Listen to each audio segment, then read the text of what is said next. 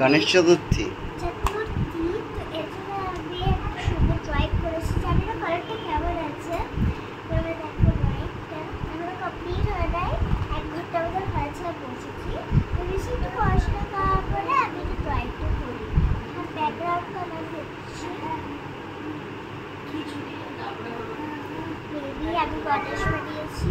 তোমার যদি ভালো লাগে তো বলবে আমাকে কমেন্টে।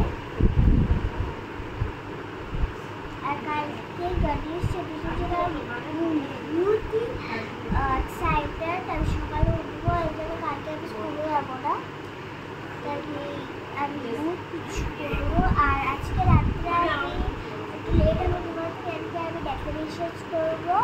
এখানে পূজা হবে আর ওখানে আমি ডেকোরেশন করবো। আমার কাকুর সাথে আমাদের ঘরেই পূজা না, এটা বলো। আমি ঘরেই পূজা, কিন্তু বাইরে না। ঘরেই পূজা। লাস্ট ইয়ার করতে পারিনি আমরা, ওটা বলে দাও কেন করতে পারিনি।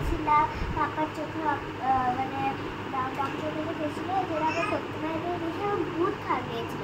এবার আমরা ভূত ভালো করে বানাবো, যেটা স্পেশাল ড্রয়িংটা বানিয়েছি।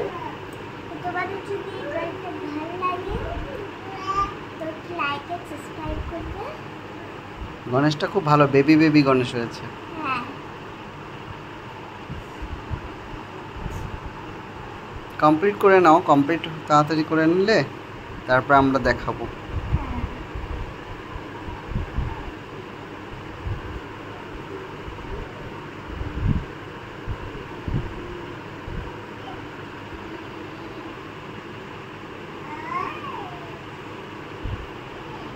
তোমার গণেশের কালারটা কিন্তু আমার ভালো লাগছে, লাইট হয়েছে কালারটা।